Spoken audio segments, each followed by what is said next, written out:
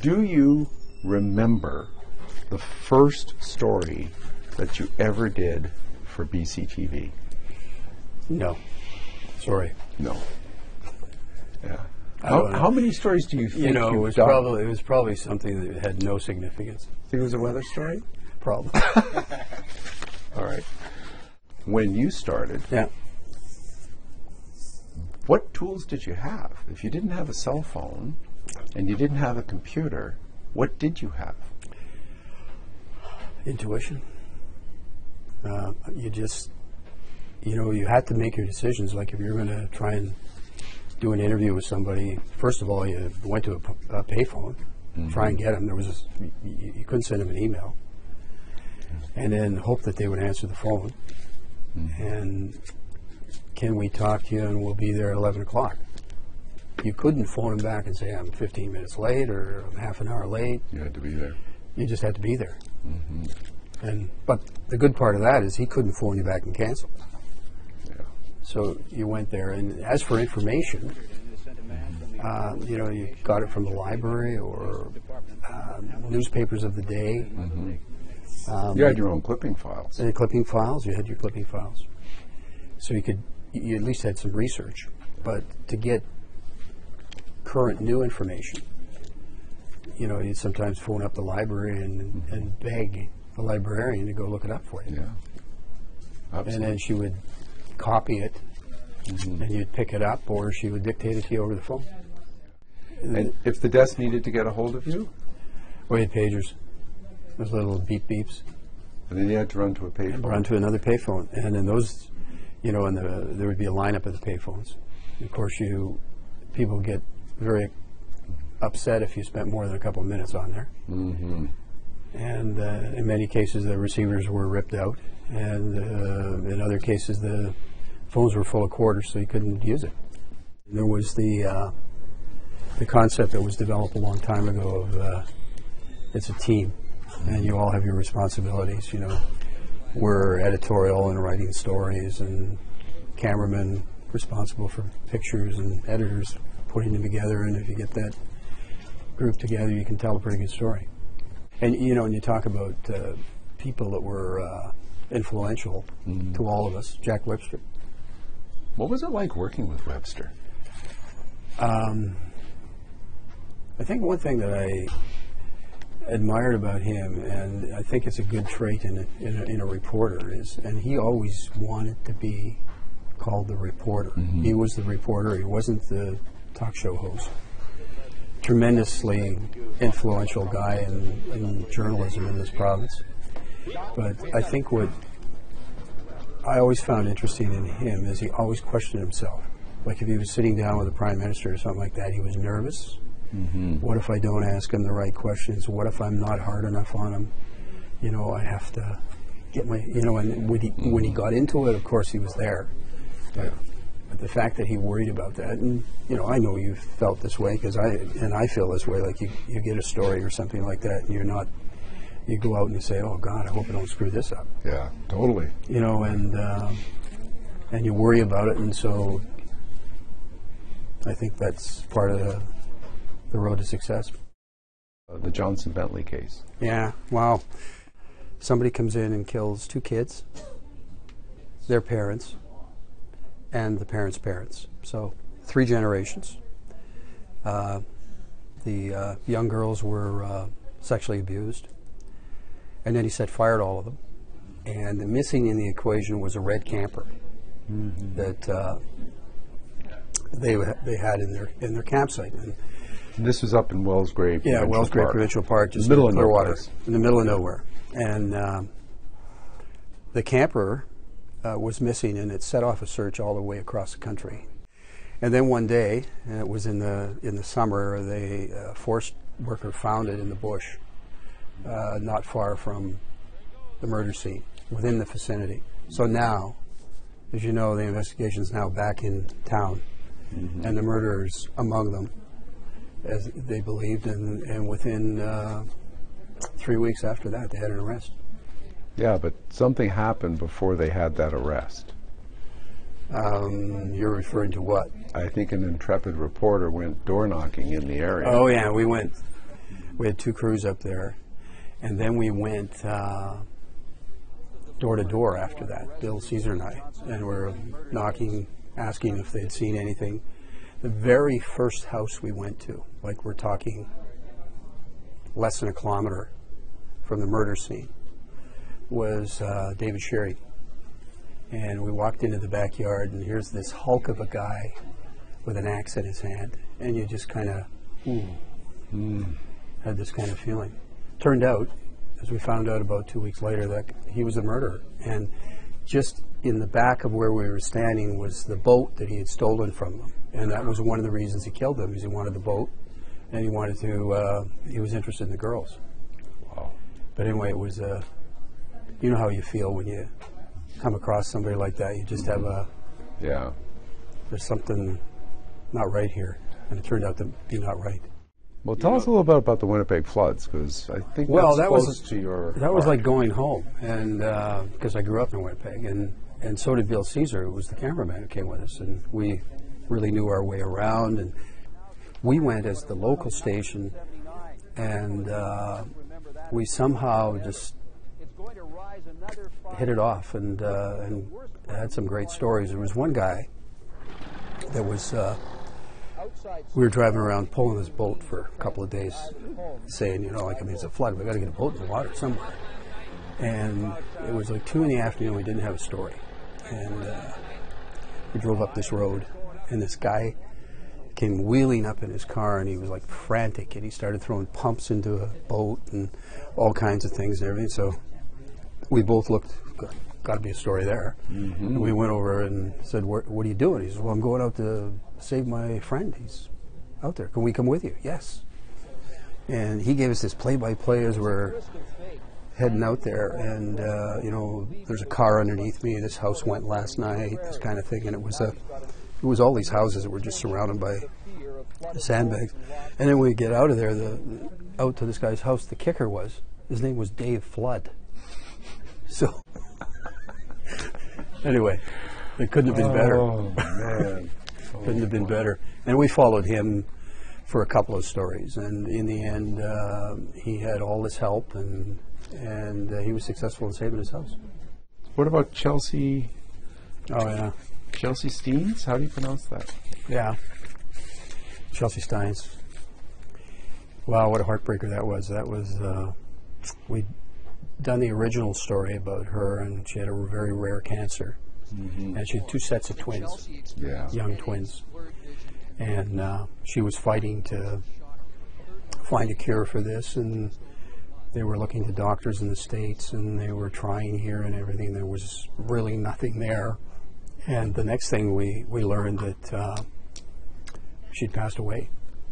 And when she passed away, her insurance policy that she had attached to the kids, in the confusion of dying and trying to help yourself and everything like that, the insurance policy had lapsed just by a few weeks, and so it was a dead policy.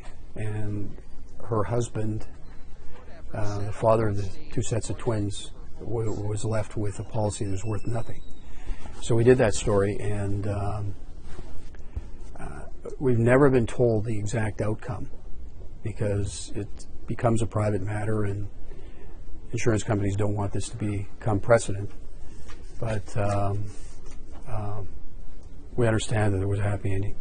So tell us about the Kelowna and the Barrier Kamloops fires.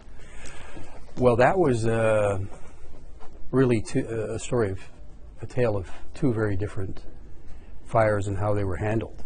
We went up to the Barrier one first, and day after day they were telling us nothing. And it got to the point where it became a shouting match at these briefings in the morning. Why are you calling us here? You're telling us nothing. People are coming up to us and asking us, has my house burnt down? And there was absolutely no information. And out of that, when you create that kind of environment where you can't go anywhere, you don't tell anybody anything, reporters, do their own thing. and they start going down logging roads and doing things. So you're trying to find things trying to out get because the information. people are asking you. Exactly. They want to know. Yeah, exactly. And they were right to know. Absolutely. And they weren't being told. So it was a short time thereafter that Gary Haney and myself, we were asked by the SPCA to go in with them while they were going to rescue some animals. And they suggested to us that, we could dress up as SPCA folks, and that would help us get in, because we were supposed to be in there, right?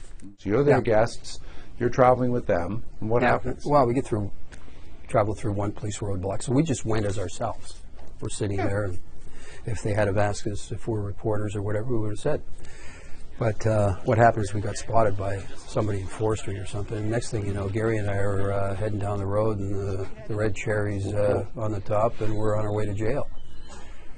Well, you've never seen two angrier people in my life. I tell you, we didn't stop chirping the whole time, and they threw us in jail. And did they cuff you? Oh, everything. You got cuffed and put in the back of a cage car with the bars in front of you? Yeah. And I kept yelling at him. I say, "Look, you're arresting us when all we're doing is trying to tell the truth. People are coming up to us and telling us, has my house burned down? Will you tell me, please? I don't know. And you're throwing us in jail." Yeah. And anyway, we got out pretty quick. Mercifully. Yeah. Then we went on to the next fire, which was about a week apart. And Chief Zimmerman of the Kelowna Fire Department, completely different fire.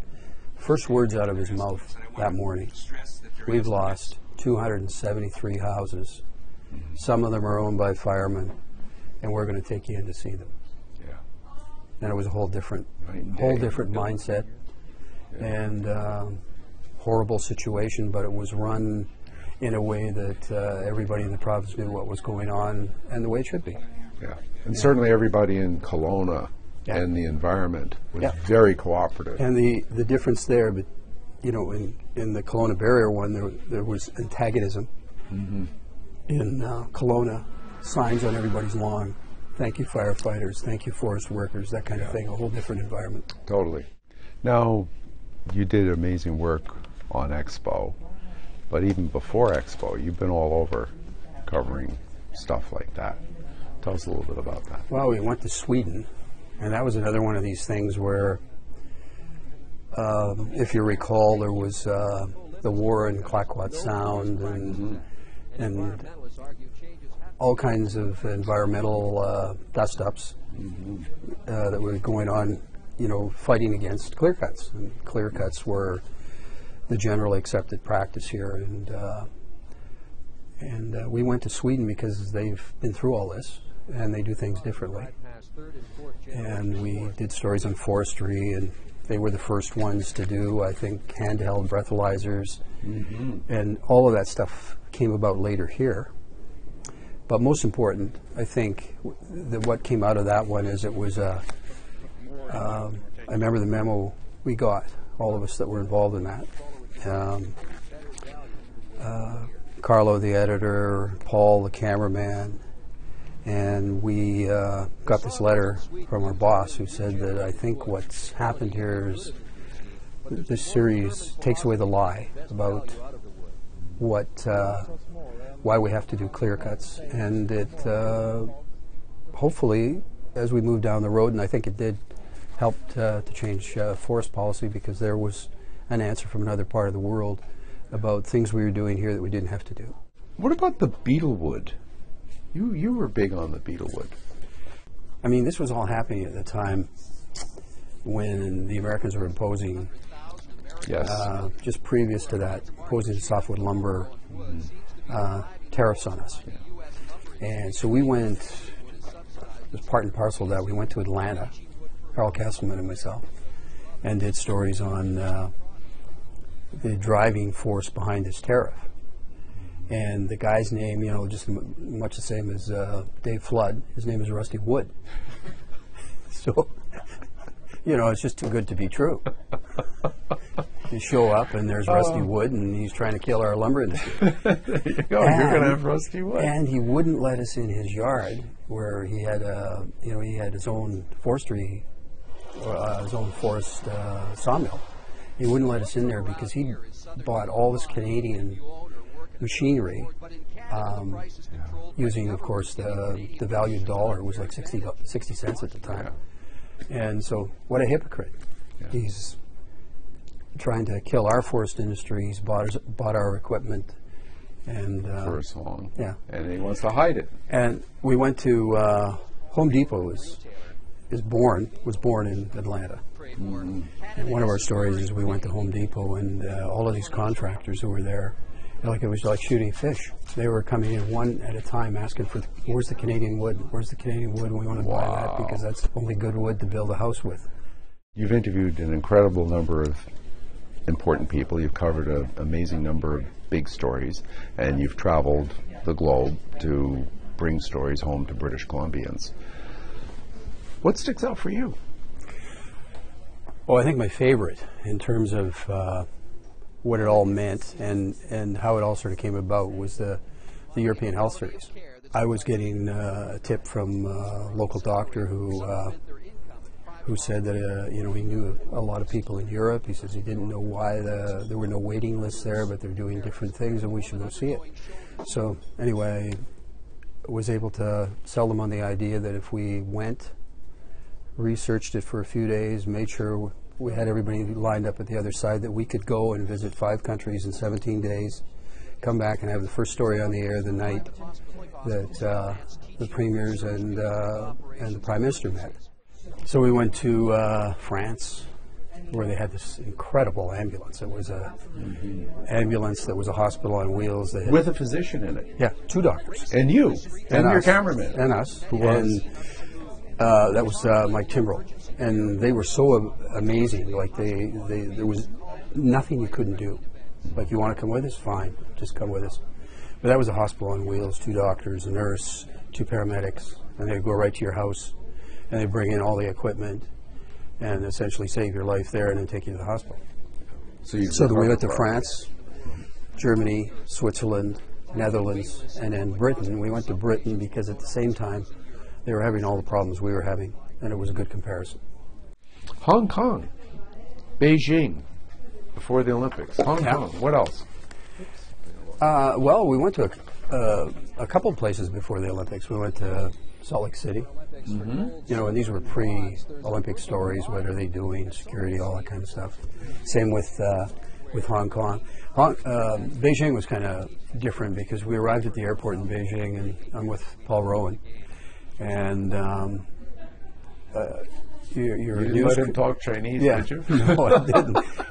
I should have. It might have helped. We leaned across the counter. Oh, you're a news crew. Yeah, we're here to cover the Olympics. Oh, give us your camera. So they took our camera. We lost it for a whole week. Unbelievable. And we had to go to the consulate and get it back and everything. So we shot most of our stories on a second camera that Paul had brought. So figure out how stupid it is. You bring in a news camera to cover the Olympics that they're trying to promote around the world. They take the camera away. Yet if you have your own home camera, and 10,000 people with home cameras in the street, it's perfectly fine to shoot. What about Pavel Bure? Oh, that was another one like that. Yeah. Because he was signed the great Russian hope, the rocket, and the Canucks had pulled a coup in signing him, and they were bringing him in from through the States. And it was Brian Burke who was doing that, and we had to find out where he was coming in. And you know what it's like. So you phone down to the States, and even though it's a Canadian consulate, it's in America. So they talk to you and they actually tell you things. And they were saying, yeah, I think if he's going to come in, he's got to come through here. And this was after many phone calls because we didn't know where he was. And so we just said, let's go. And it was before 9/11, so you could get through the border without having to wait for hours. And we rounded the corner at the consulate, and it was just one of those things that just could not be better. We got out of the car, walked to the corner. Pavel and Brian Burke are walking up the street just about to go into the consulate. And so we got to them and we started talking. And so I'm thinking, oh God, he's Russian. I can't talk to him. So I'm conducting the interview with Brian Burke, and Brian Burke finally says, he says, "For God's sake, Brian, talk to him. He can speak English." And all he could speak in English was, "I want to score goal. I want to score goal." What else do you need? Yeah, and he did. What do you remember about covering the Terry Fox story? Well, I just remember we did lots of stories before he went on his run, and there was this just incredibly determined kid who would just, he wasn't stuck on himself or anything. He just had this goal, and there was nobody going to steer him away from it. Yeah. And then when he started running, of course, we covered it. Not specifically me, but we, as a station, went to Newfoundland, and we covered the whole story periodically across the country, to the point where he had to quit. And I remember him coming back, and we were at the airport, and I was fortunate enough to be there to ask the first question, and I know it really bothered me. Like, what are you going to ask him? You can't ask him how he feels. I mean, that's the worst possible question you can ask him. And so it just really bothered me. And so I thought, well, okay, I think my question was, if you could say anything to the people of Canada who so support you, what would you like to say to him now? And that was when he said, I think he said it before, but I remember him saying it again, that he apologized because he couldn't finish. Yeah. God, tears. Oh, it's heart-wrenching. Yeah. Absolutely heart-wrenching. Yeah. OJ Simpson. What can you tell me about OJ Simpson? Okay, that was another one of these last-minute things. Our news director at the time, Steve Wyatt, just came over. We were cutting another story, and he said, "Look, they've just announced there's a verdict in the OJ Simpson case, but they're going to hold it until the next morning because they didn't want riots in the streets at night. Do you want to go?" And so we caught a plane that night, and we got there just in time, and it was like a huge media circus. It was no kidding. Across from the... How did you know where to go? Well, we just went to the courthouse. They'd take us there. And there was no security or anything. I mean, like you could just drive to it. Today you need a pass and everything. Anyway, we drove there, and they had all this scaffolding. So it was probably about 5 stories and 4 or 5 wide, and those were your spots to do your news live hits and stuff like that. And so we were connected through CBS there, and we went, and I'm thinking, what the heck, what do I do talk about? Because they wanted to use our final hit, and I know nothing about it other than what I've heard on TV. And so I thought, well, okay, on the way there, I'm going to do my science. I'm going to do a unscientific poll.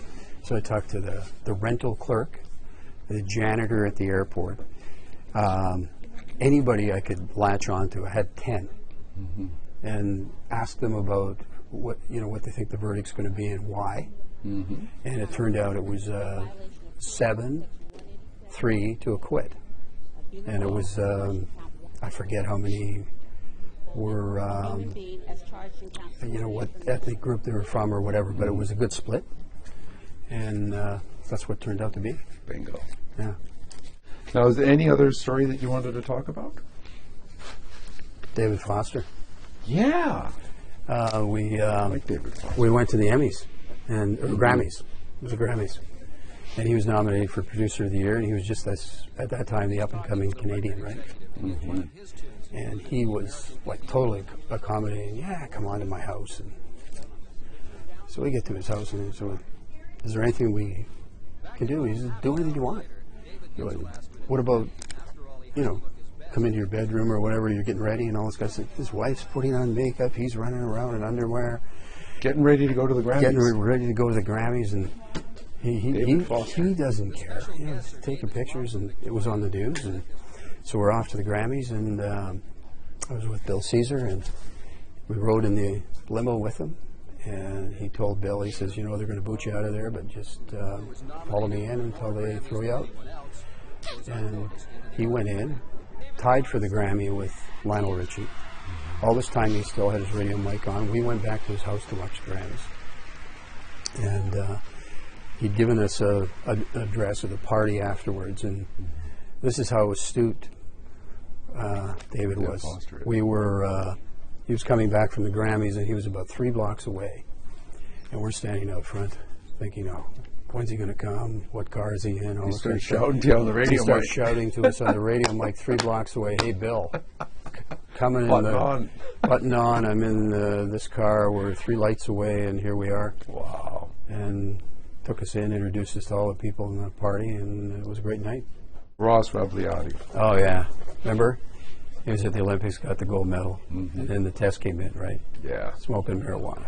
He was the joke on all of the late-night talk shows, Tonight Show and everything, right? Because here's the marijuana-smoking Canadian who wins the gold medal, right? And it was the first event for that particular discipline, right? So he's on his way to the States, and as it turned out that day, Clive, I think, or Clive Jackson or somebody phoned us up fairly early in the morning, can you catch a flight to LA? We're going to find Ross. Get going. And he's down there. Absolutely had no idea where he is. And he's supposedly on the Tonight Show later on, but, you know, where is he? He's sponsored by Roots, so we looked up Roots' address, and fortunately we had a friend of ours from the past, Jean McDonald, who worked at NBC, and phoned her up. Where is he? And she made some contacts, and next thing you know, we're driving around LA with Ross in a Porsche.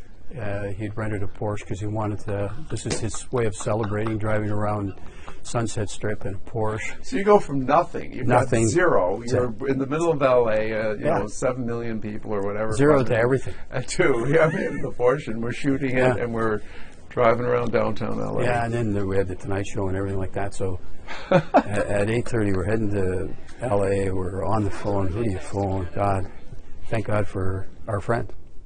What do reporters learn in the field that they can't learn sitting behind a desk on the internet? People skills. Like you said earlier, observation. Yeah. Sometimes you got to be there. You have to sort of let the machines do their work, but you need to catch what else is going on. Yeah. Catch the vibe, see And just somebody's body language. understand the lay of the land. You know, how long it takes to get there, and what you see when you get there. Biggest shift in the broadcast industry? Well, I think it's happening now. Mm-hmm. You know, and nobody, no matter where you are, really knows where it's going. How social media and television will work together. Don't think there's an answer. Mm-hmm. Yeah. Digital internet, Twitter, YouTube, you know, streaming video. Yeah. But I think there's still, lots of room for a good story. Well, it's amazing when you think about it. You've really been part of history. In an extremely fun way. Mm-hmm. The greatest thing about this job, and we came through, I think, what we call a golden time. Oh, absolutely. A real golden time. You know, where you could wake up in the morning, you didn't know where you're going. It could be a chopper on the roof, and you'd fly to do a great story, come home, and you know. And the greatest part is that every day you meet somebody new, you learn something. Yeah. You know, you come into a story, you don't know much about it, but in a couple of hours, you're almost an expert.